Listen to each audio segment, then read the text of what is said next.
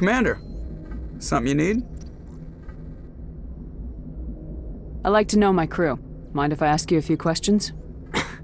I can see where this is going. You did a background check on me, didn't you? Well, I'll tell you the same thing I told the captain. You want me as your pilot. I'm not good. I'm not even great. I am the best damn helmsman in the Alliance fleet.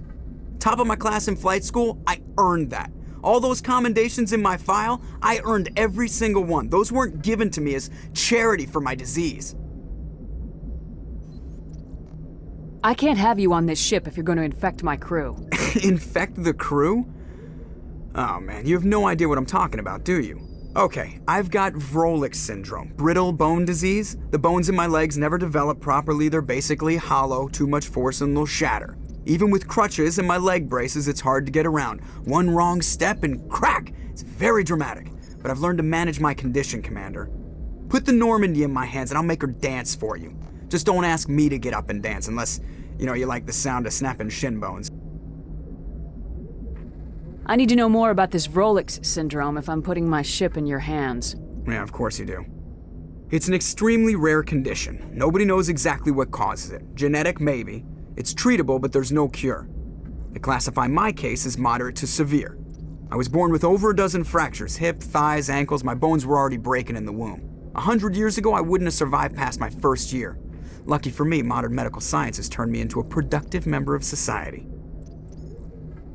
You're not gonna break a bone trying to fly the ship, are you? I don't fly with my feet, Commander, so I'm fine as long as I'm in this chair. I gotta be real careful when I get up to take a piss, though. I can do my job as well as anyone on the ship. Better, actually. So don't worry about it. I'm not trying to make you uncomfortable. Let's talk about something else. Whatever you want, Commander. Why does everyone call you Joker? It's a lot shorter than saying Alliance Flight Lieutenant Jeff Moreau. Plus, I love to make little children laugh. I was just thinking how much you remind me of Santa Claus. Look, I didn't pick the name. One of the instructors in flight school used to bug me about never smiling. She started calling me Joker, and it stuck. Why didn't you ever smile? Hey, I worked my ass off in flight school, Commander. The world's not gonna hand you anything if you go around grinning like an idiot. By the end of the year, I was the best pilot in the academy, even better than the instructors, and everybody knew it. They'd all got their asses kicked by the sickly kid with the creaky little legs. One guess who was smiling at graduation? How'd you end up joining the Alliance? Look, if you're looking for an inspirational tale of the crippled kid overcoming impossible odds, you're gonna be disappointed. My mother was a civilian contractor working for the Alliance. I basically grew up on the Arcturus station back when they were building up the fleets. Spend all that time around Alliance ships, there's a good chance you'll end up going to the Academy. How's the Normandy performing? Is she everything they said she'd be? She's the best ship in the fleet, if you've got a pilot who knows how to handle her. Balance isn't what you'd expect. Takes a while to get used to that oversized drive core we got stuffed in the back, and her power can sneak up on you if you're not careful. The Normandy's probably too much ship for your average Alliance pilot, Commander. Lucky for you, I'm anything but average. I have to go.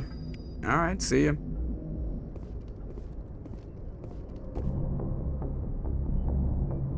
If anyone has to take over for Captain Anderson, I'm glad it's you. I'm not sure about having non-humans on our ship, though. We're all on the same team here, Presley.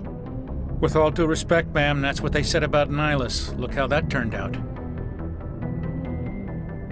I'm in charge here, Presley. I decide if we have non-humans on this vessel. Yes, ma'am. Understood, ma'am. Speak freely, Presley. I want to know if you have a problem with non-humans. It's not that, Commander. Humanity has always handled its own problems. Saren attacked one of our colonies. We should be the ones to stop him. We don't need their help. This is bigger than humanity. Saren's a threat to every species in the galaxy, and I'll welcome anyone who wants to help me bring him down. I guess so. Maybe I'm just stuck in the old ways of thinking. But don't worry, Commander. This won't be a problem. How did you end up assigned to the Normandy? I signed up with the Alliance as a navigator right out of school, following in my grandfather's footsteps, I guess. My first posting was on the Agincourt. We were at Elysium during the Skillian Blitz. A massive fleet of alien raiders hit the colony, trying to wipe it out. They had the numbers, but their ships were no match for an Alliance frigate. It was a slaughter. We couldn't even keep track of how many ships they lost. How'd you end up on the Normandy? I got my officer's commission after Elysium. Must have made an impression on the right people. Captain asked for me when he was picking his crew. Carry on, Presley. Yes, ma'am.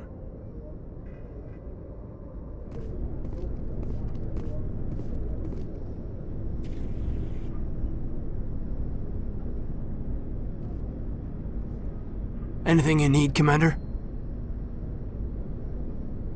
What's your opinion on the last mission?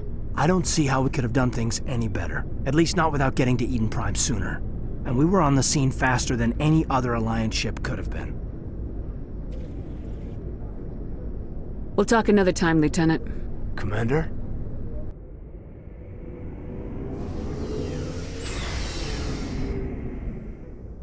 Thanks for bringing me on board, Commander. I knew working with the Spectre would be better than life at CSEC.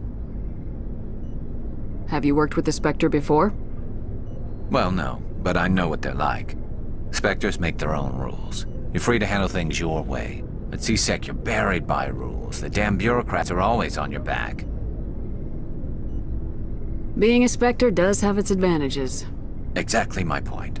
If I'm trying to take down a suspect, it shouldn't matter how I do it, as long as I do it. But CSEC wants it done their way. Protocol and procedure come first. That's why I left. So you just quit because you didn't like the way they do things? There's more to it than that. It didn't start out bad, but as I rose in ranks, I got saddled with more and more red tape. CSEC's handling of Saren was typical. I just couldn't take it anymore. I hate leaving. I hope you made the right choice. I'd hate for you to regret it later. Well, that's sort of why I teamed up with you. It's a chance for me to get off the Citadel, see how things are done outside CSEC. Either way, I plan to make the most of this. And without CSEC headquarters looking over my shoulder, well, maybe I can get the job done my way for a change. As long as you do your job well, you're free to go about your business as you see fit. Thank you, Commander.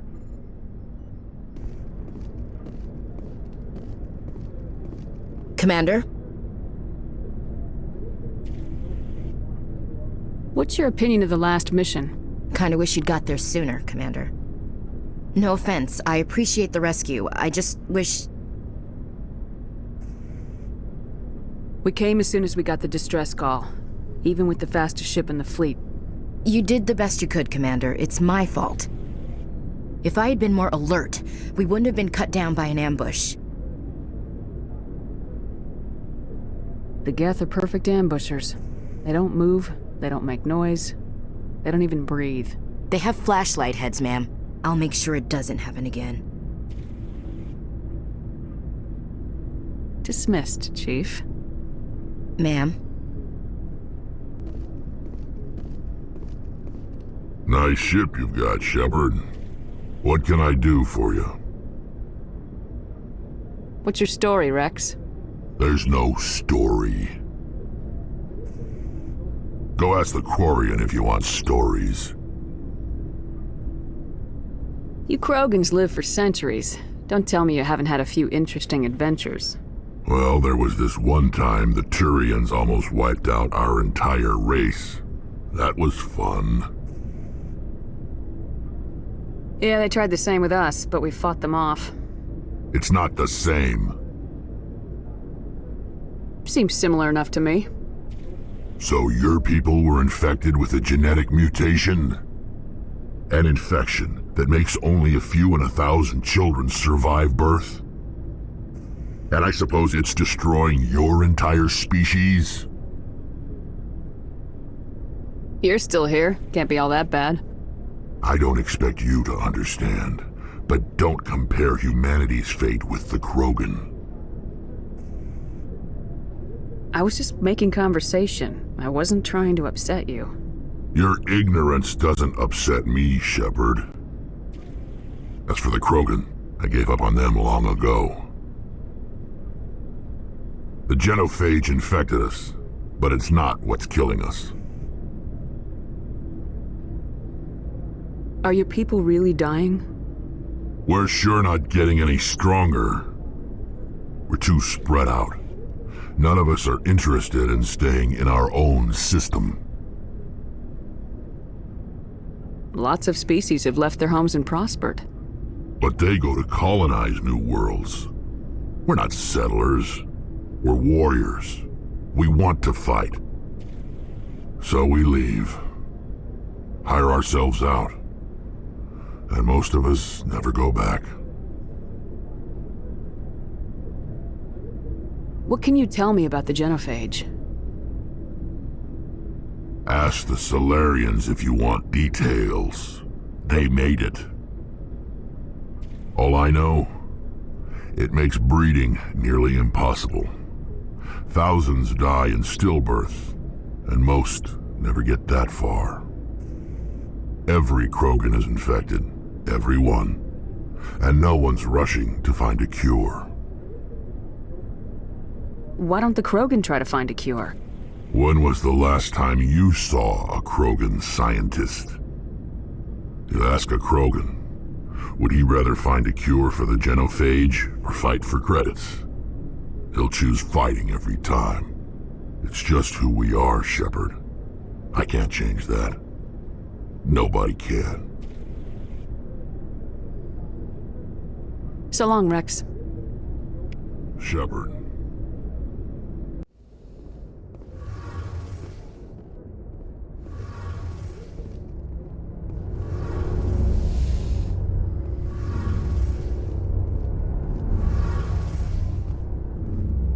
Hey, Commander, you know that Quarian, Tali?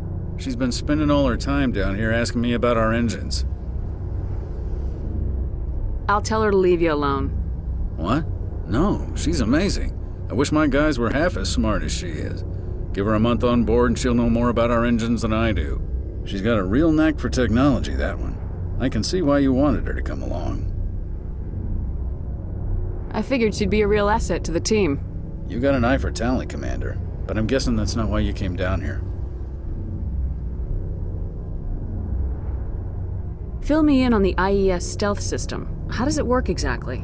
You can't hide a ship out in space. They emit too much heat and radiation. Too easy for sensors to pick them up, unless you find a way to capture those emissions.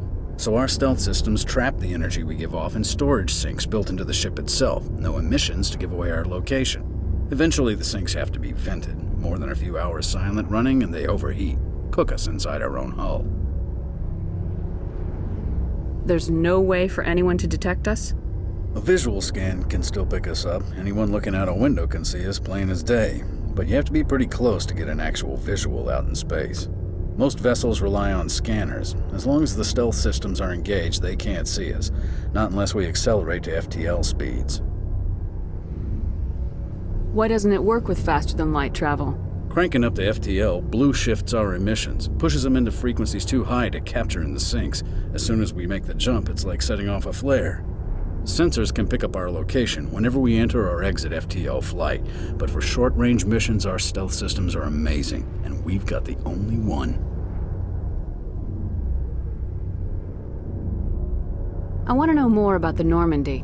She's the best ship I've ever served on, probably the fastest vessel ever designed, and she's the only one using the new Tantalus drive core. What's so special about the Tantalus drive core? Proportionally, it's about twice the size of any other vessel. Not only are we faster, but we can run at FTL speeds longer before we have to discharge the core. Where else have you served, Adams? If you name a class of Alliance ship, I've probably served on it. Everything from dreadnoughts and carriers right down to frigates like the Normandy. My last assignment was on the Tokyo, only a cruiser, but she was a good ship. Couldn't hold a candle to the Normandy, though. Carry on, Adams. Aye, aye, Commander.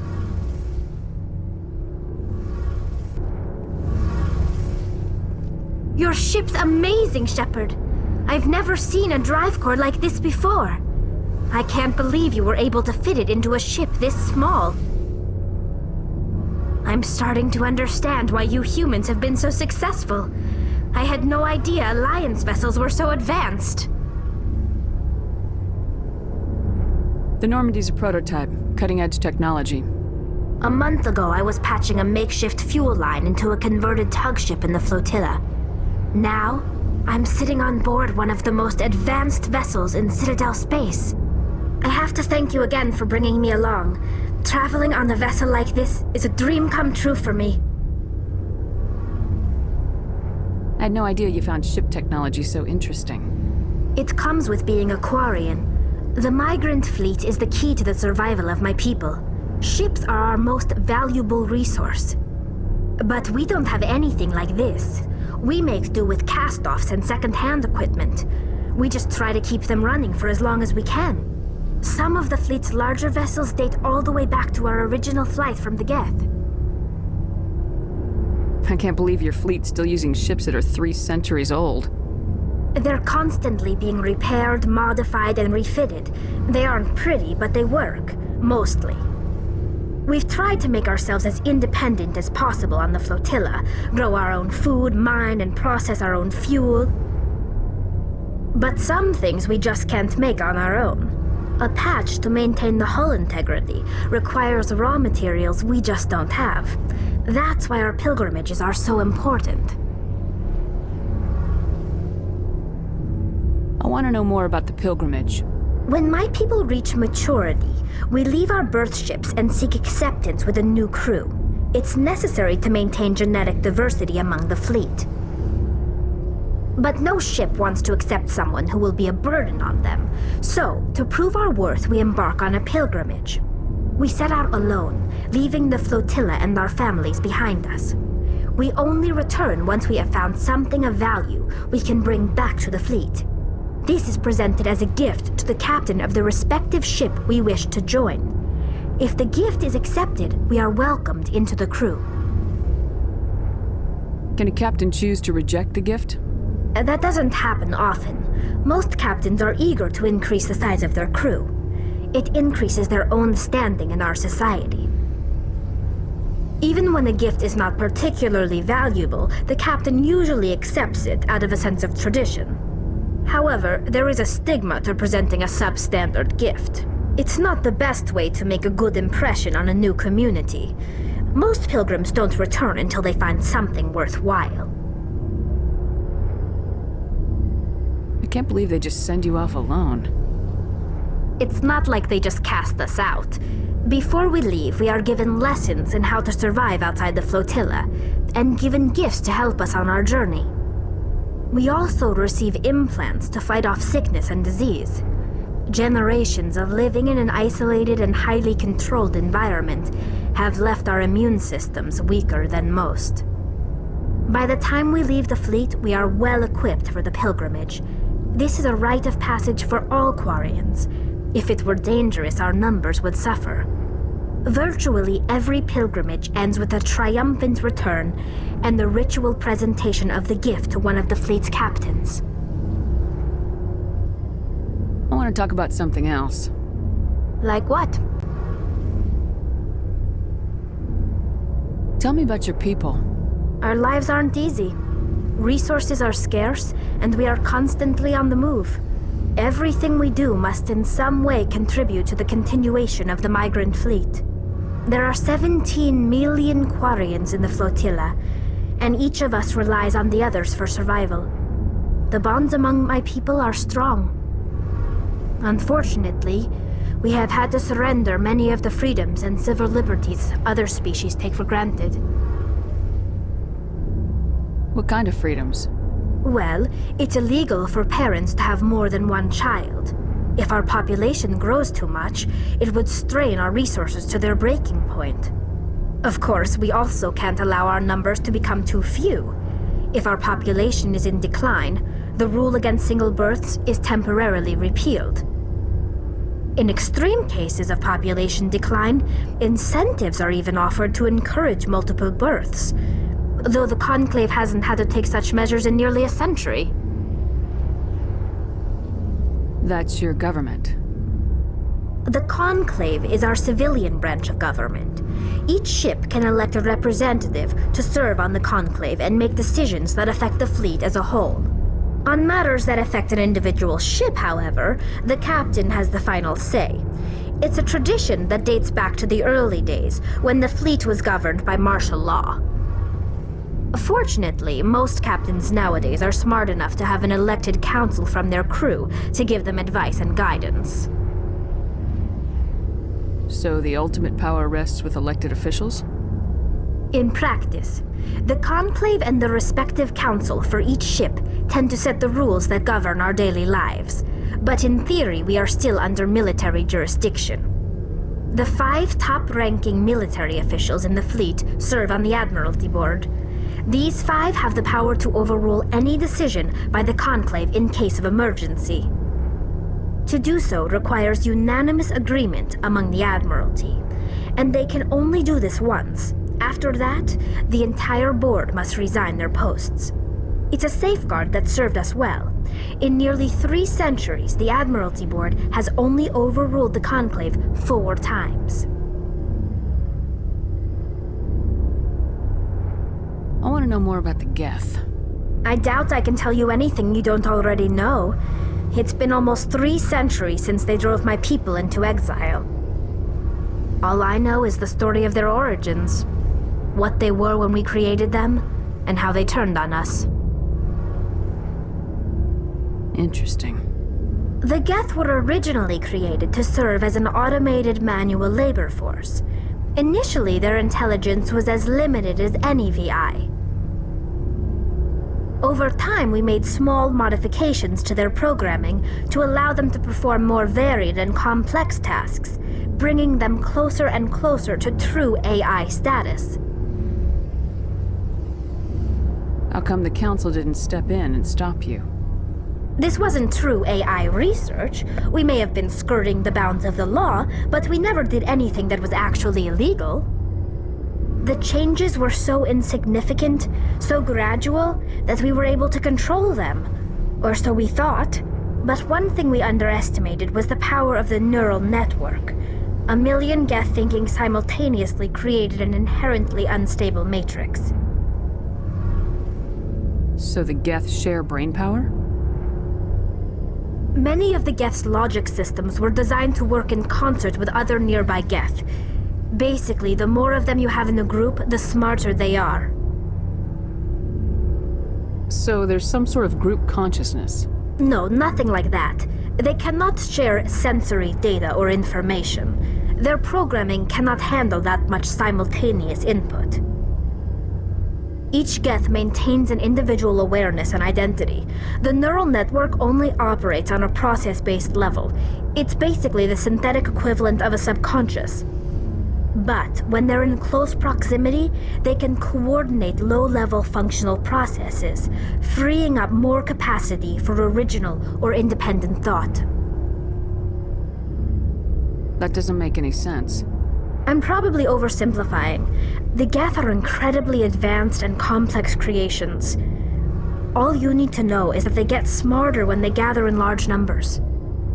As we built more and more Geth, their effective intelligence became more sophisticated, more abstract.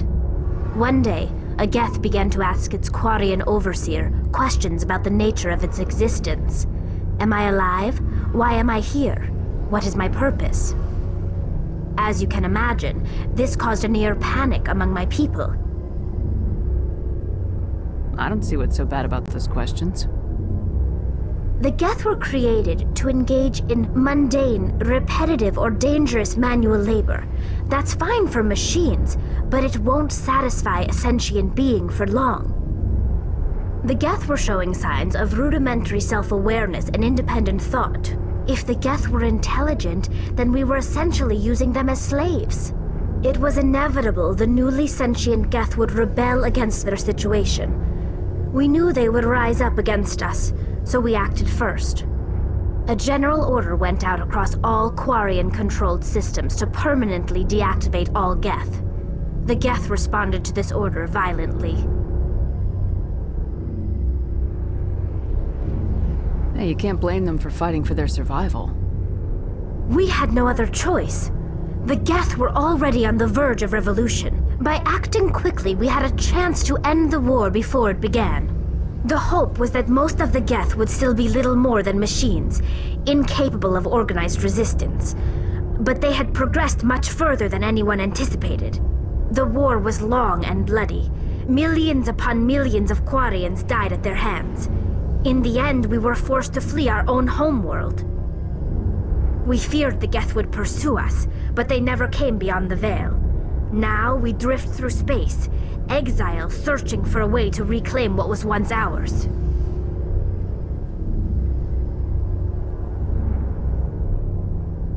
You got what you deserved. We made a mistake when we created the Geth in the first place, but we did not make a mistake when we went to war against them. If we had not acted, they would have wiped us out. They're a synthetic life form. They have no use for organics. None. Why do you think they cut themselves off from the rest of the galaxy? Why do you think they've killed every organic being who's ever tried to contact them? They didn't kill Saren. What does that tell you? The Geth are not innocent victims in all this.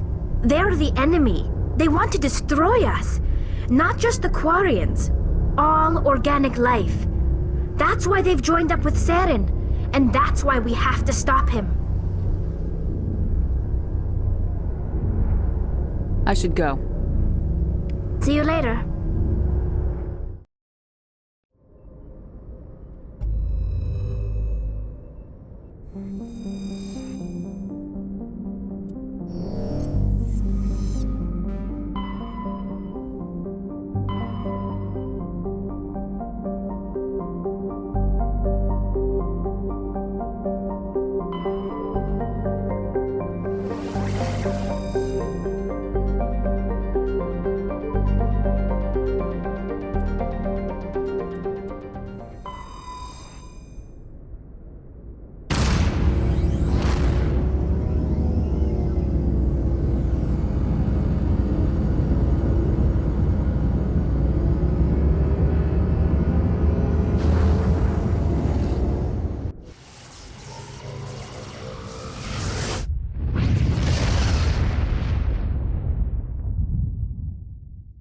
Commander, urgent message from Alliance Command coming in. I'll patch it through. Shepard, this is Admiral Hackett from Alliance Command. We've got a situation here and you're the only one that can handle it. How come every time there's a problem, you end up running to me? You're a Spectre, Shepard. And this isn't some run-of-the-mill mission. There's an Alliance training ground where we test weapons and technology in live-fire simulations. One of the VIs we use to simulate enemy tactics in the drills is no longer responding to our override commands. It's gone rogue.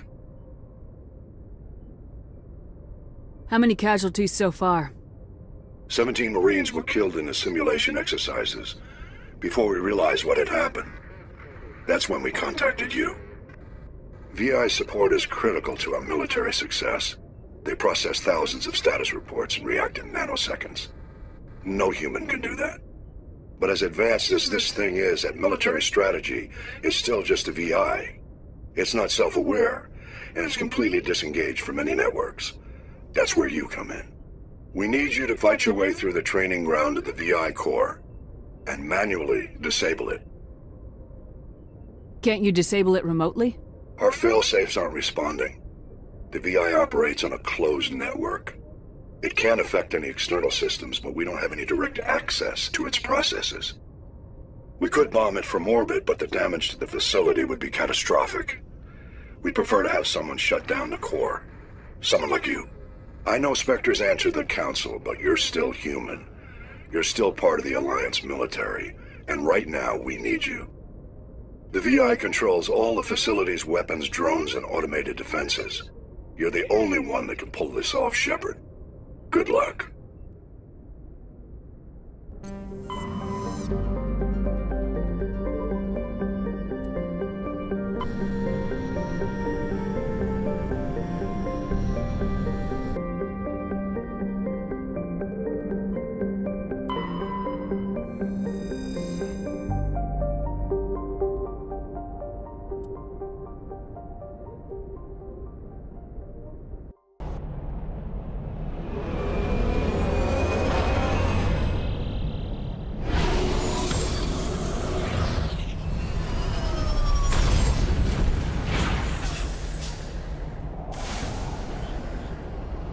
Commander, I'm picking up some strange readings.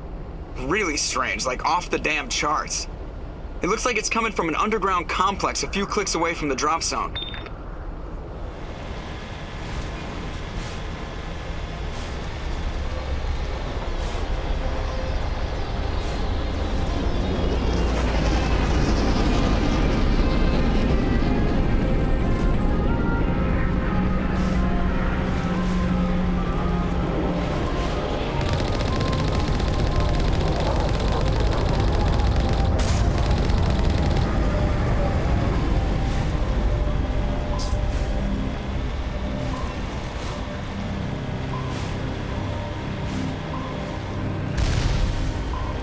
Only a fool punches a Nathak in the mouth.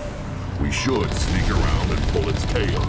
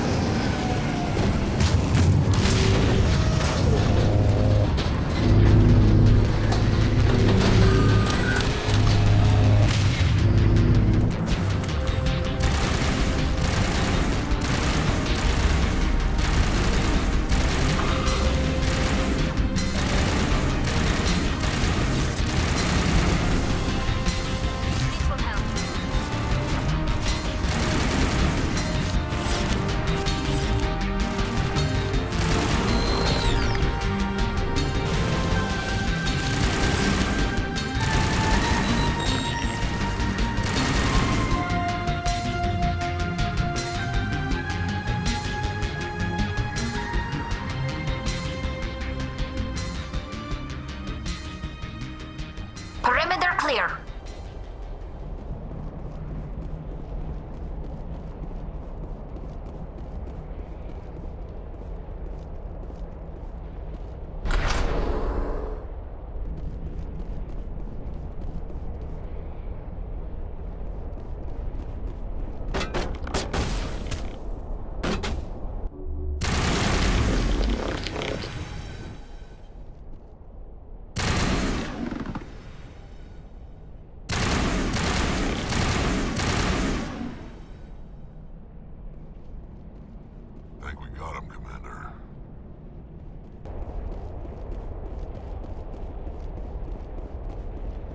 It looks like this cavern formed around the ruin, after it was built.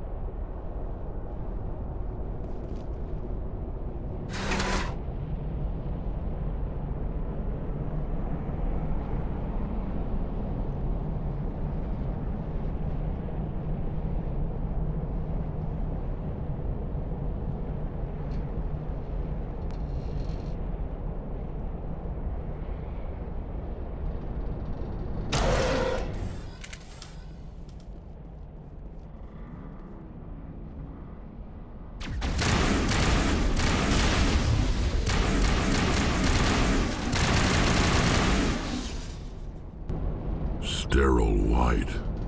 Protheans sure build things homey.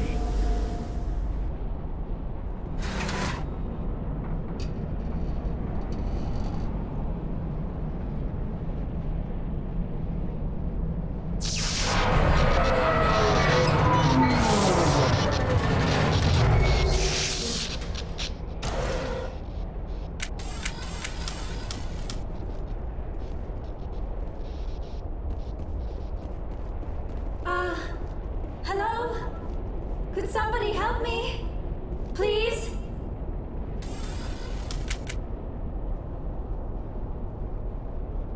Can you hear me out there? I'm trapped. I need help. Liara T'Soni, I presume? Thank the goddess. I did not think anyone would come looking for me. Listen, this thing I'm in is a Prothean security device. I cannot move, so I need you to get me out of it, all right? Your mother is working with Saren. Whose side are you on? What? I am not on anybody's side. I may be Benezia's daughter, but I'm nothing like her. I have not spoken to her in years. Please, just get me out of here. How did you end up in there? I was exploring the ruins when the Geth showed up, so I hid in here. Can you believe that? Geth beyond the veil! I activated the tower's defenses. I knew the barrier curtains would keep them out. When I turned it on, I must have hit something I wasn't supposed to. I was trapped in here. You must get me out, please! We'll find some way to help you. There is a control in here that should deactivate this thing. You'll have to find some way past the barrier curtain. That's the tricky part. The defenses cannot be shut off from the outside. I don't know how you'll get in here. Be careful. There is a Krogan with the Geth. They have been trying different ways to get past the barrier.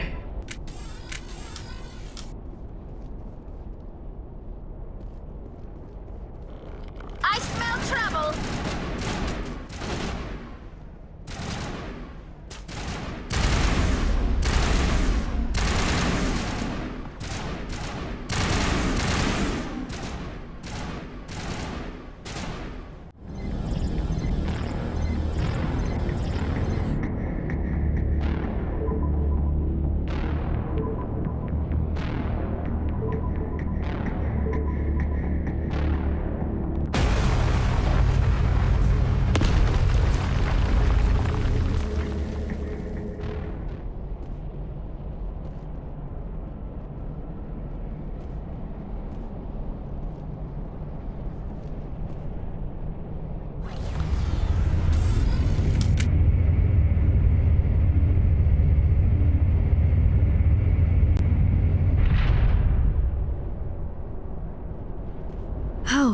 How did you get in here?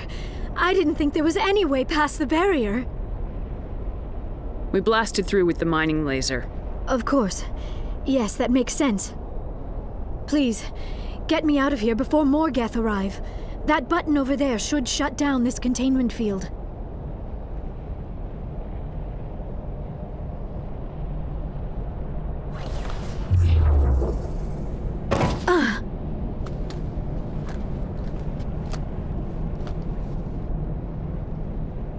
Any idea how we get out of this place? There is an elevator back in the center of the tower. At least I think it's an elevator. It should take us out of here. Come on! I still cannot believe all this. Why would the Geth come after me? Do you think Benezia's involved? Saren's looking for the Conduit. You're a Prothean expert. He probably wants you to help him find it. The Conduit? But I don't know... What the hell was that? These ruins are not stable. That mining laser must have triggered a seismic event. We have to hurry. The whole place is caving in. Joker, get the Normandy airborne and lock in on my signal. On the double, mister! Aye, aye, Commander. Secure and away. ETA 8 minutes. He needs to move faster. If I die in here, I'll kill him.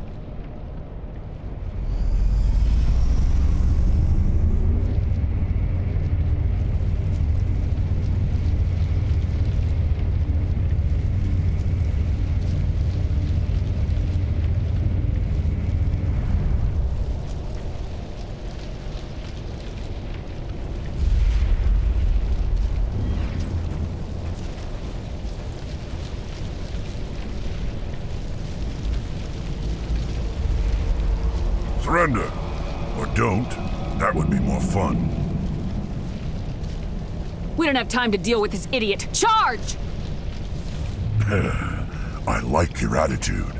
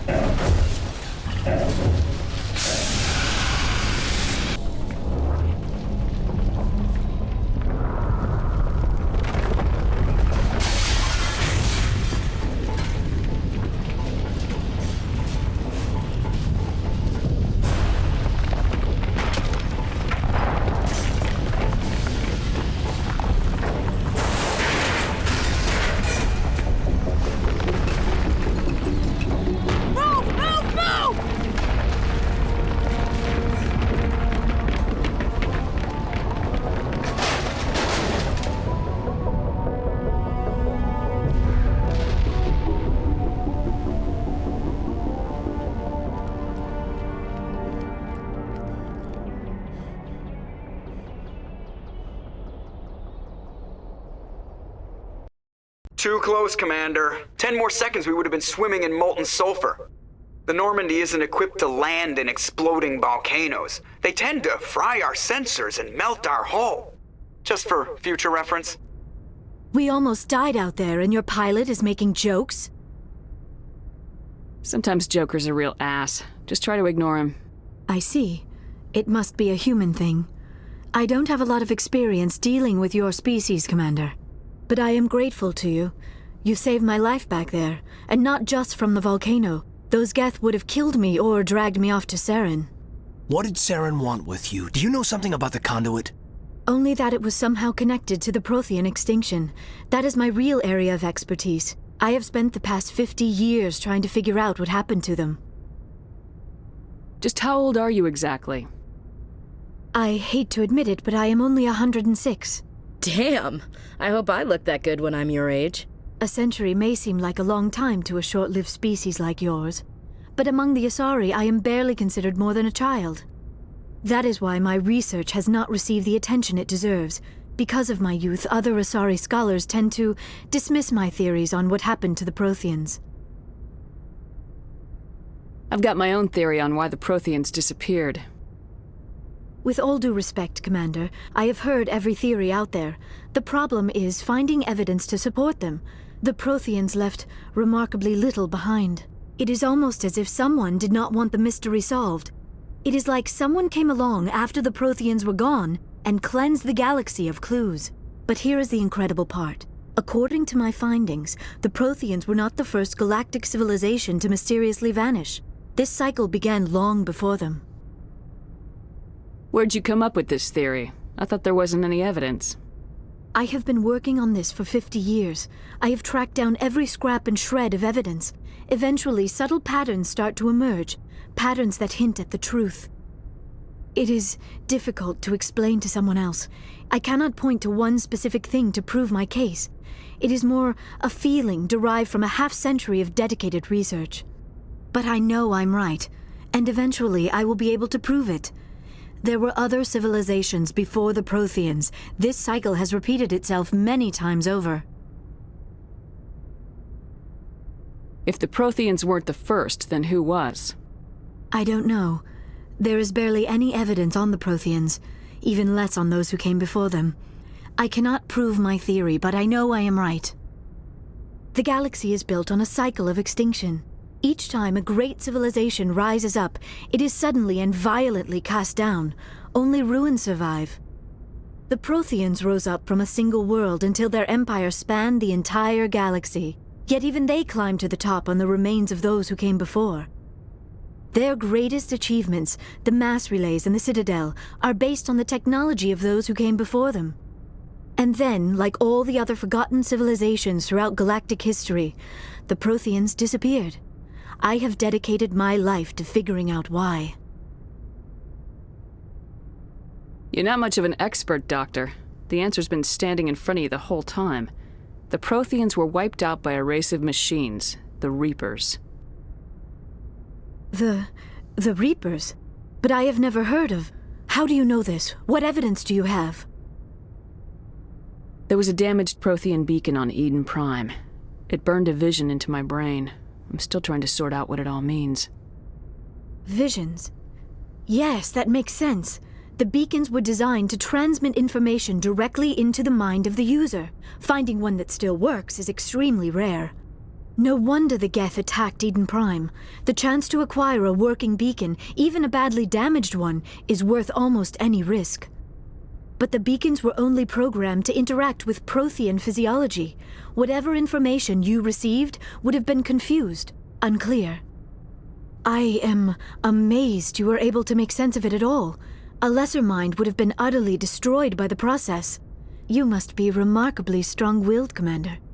This isn't helping us find Saren, or the Conduit. Of course, you are right. I am sorry, my scientific curiosity got the better of me.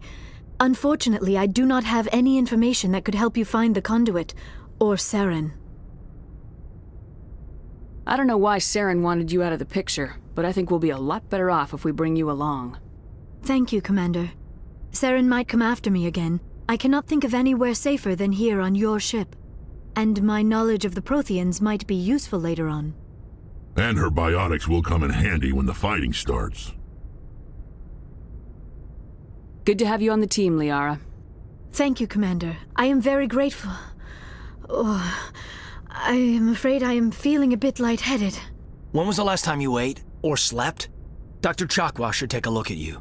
It is probably just mental exhaustion, coupled with the shock of discovering the Protheans' true fate. I need some time to process all this. Still, it could not hurt to be examined by a medical professional. It will give me the chance to think things over. Are we finished here, Commander? We can talk again after you've seen the doctor. The rest of you, dismissed. Mission reports are filed, Commander. You want me to patch you through to the Council? Patch him through, Joker. Setting up the link now, Commander. We've received your report, Commander. I understand Dr. T'Soni is on the Normandy. I assume you're taking the necessary security precautions. Don't tell me how to do my job. You are free to act as you see fit, Commander. Our role is to offer guidance and advice. It's up to you if you're smart enough to listen. Liara's on our side. The Geth were trying to kill her. Benezia would never allow Therum to kill her daughter. Maybe she doesn't know. Or maybe we don't know her. We never expected she could become a traitor. At least the mission was a success. Apart from the utter destruction of a major Prothean ruin. Was that really necessary, Shepard? I don't need this. Communications cut, Commander.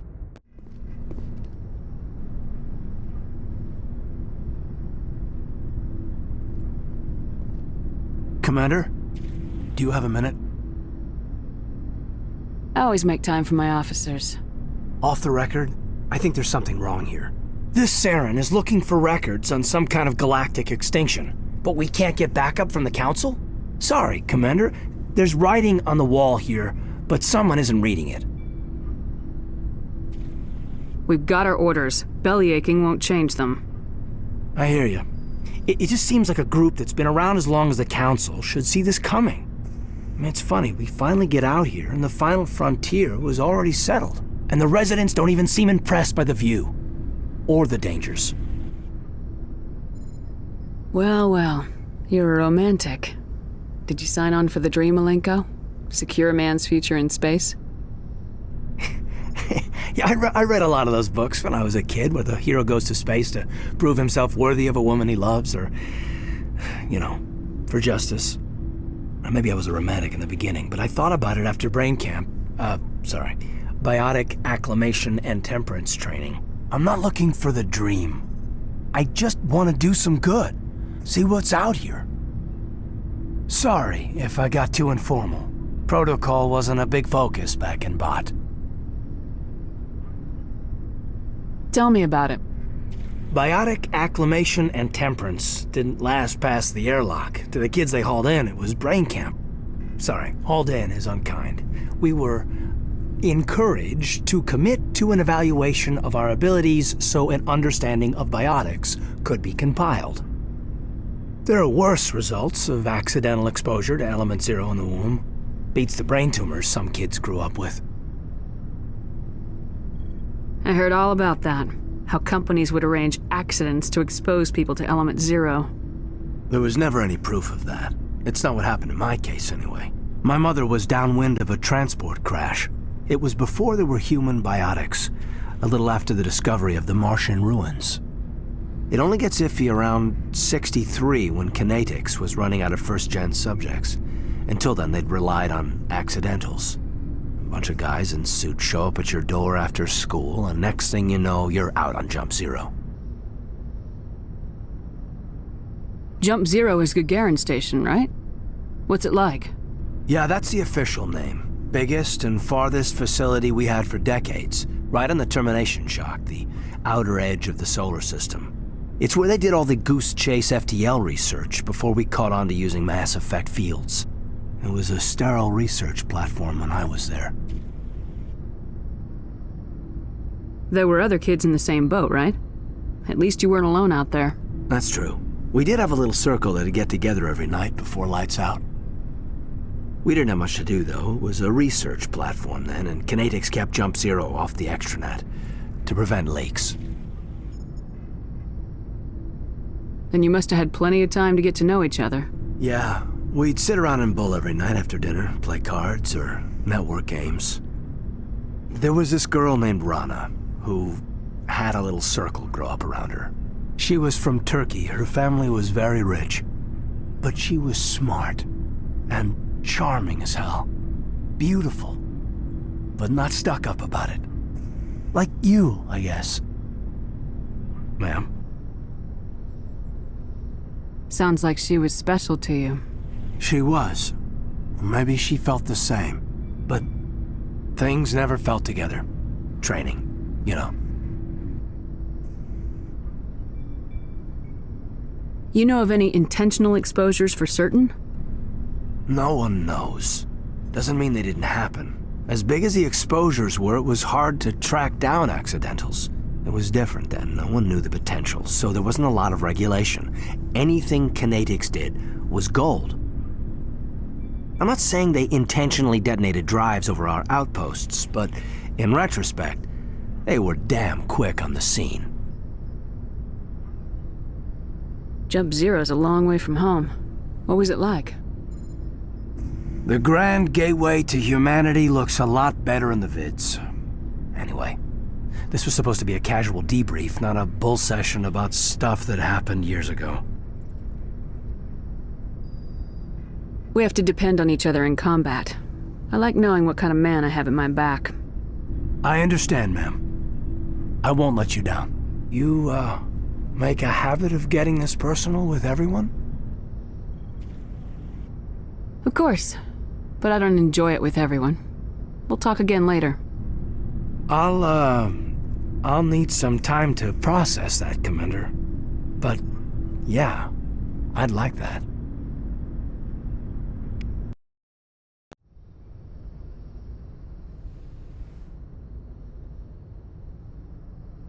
Commander, are you coming to check up on me?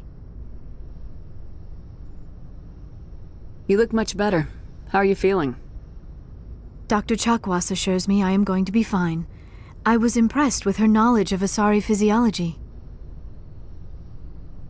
You're in good hands. Dr. Chakwas knows what she's doing. I never properly thanked you for saving me from the Geth, Commander. If you hadn't shown up, I'm just glad we got there in time. So am I. I know you took a chance bringing me aboard this ship. I have seen the way your crew looks at me. They do not trust me. But I am not like Benezia. I will do whatever I can to help you stop Saren. I promise. Don't worry, Liara. I trust you. I know you won't let me down. It means a lot to hear you say that, Commander. Thank you. Tell me about yourself, Liara. Me? I am afraid I am not very interesting, Commander. I spend most of my time on remote digs, unearthing mundane items buried in long-forgotten Prothean ruins. Sounds dangerous. And lonely. Sometimes I would run afoul of indigenous life forms or stumble across a small band of mercenaries or privateers, but I was always careful. Until the Geth followed me to Artemis Tau, I never found myself in any situation my biotics could not handle. As for the solitude, well, that is one aspect that most appealed to me. Sometimes I just need to get away from other people. You don't like other people? I suppose it comes from being a matriarch's daughter. People expected me to follow in Benezia's footsteps. They wanted me to become a leader of our people. Matriarchs guide their followers into the future. They seek the truth of what is yet to come. Maybe that's why I became so interested in the secrets of the past. It sounds so foolish when I say it out loud. It sounds like I became an archaeologist simply to spite Benezia. All children rebel against their parents. It's a natural part of growing up. Aha, you share the wisdom of the matriarch, Shepard. That is exactly what Benezia said when I told her of my decision. But there was more to it than that. I felt drawn to the past. The Protheans were these wondrous, mysterious figures. I wanted to know everything about them. That is why I find you so fascinating. You were marked by the beacon on Eden Prime. You were touched by working Prothean technology. Sounds like you want to dissect me in a lab somewhere. What? No, I did not mean to insinuate. I never meant to offend you, Shepard. I only meant that you would be an interesting specimen for an in-depth study. No, that's even worse. Calm down, Liara. I was only joking. Joking? Oh, by the goddess, how could I be so dense? You must think I am a complete and utter fool. Now you know why I prefer to spend my time in the field with data disks and computers. I always seem to say something embarrassing around other people. Please, just pretend this conversation never happened.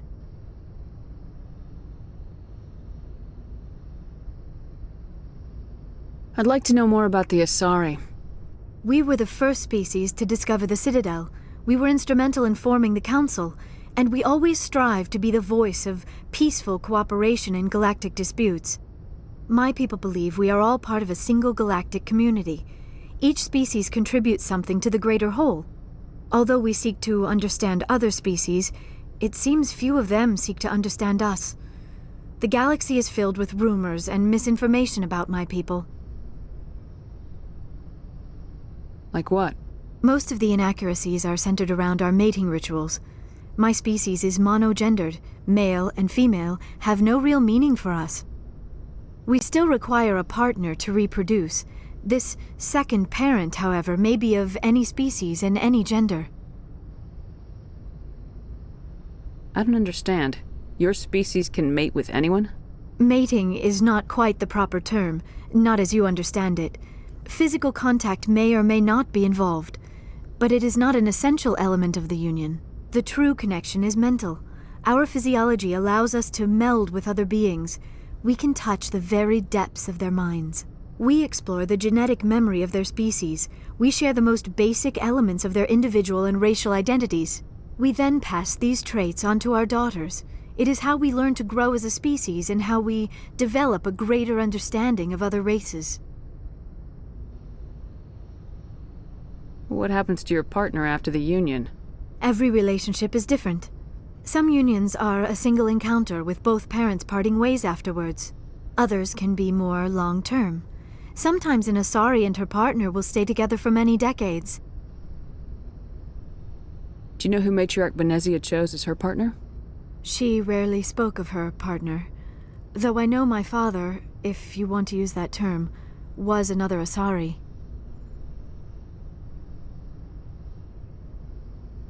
Benezia never told you her partner's name? Union with our own kind is no longer common, not for the purposes of reproduction. Most Asari believe it weakens our species. Asari daughters inherit racial traits from the father species. If both parents are Asari, then nothing has been gained, or so conventional wisdom would hold. I am what is sometimes called a pureblood, though no Asari would ever be cruel enough to say the word to my face. It is a great insult among my people. It is possible Benezia's partner was embarrassed by their union. She may have been too ashamed to publicly acknowledge me as her offspring. Why agree to the union if she didn't want any children? I cannot answer that. This is all speculation on my part. It is possible she wanted to be part of my life, but something happened to her before she had the chance. Benezia never spoke of her partner. Whatever happened, it caused her too much pain to dwell on it. She raised me by herself, though that is not uncommon. Many Asari raise their children alone, particularly if the father species is short-lived. Often the partner will pass on long before the child reaches maturity. You Asari live for 1,000 years. What happens when your partner dies? Few sapient species live as long as my kind. We have learned to take a philosophical approach to our unions. We do not focus on the inevitable loss of our partners. Instead, we enjoy the time we spend with them. And even after they're gone, a part of them lives on in us. The union is a connection that transcends both time and space.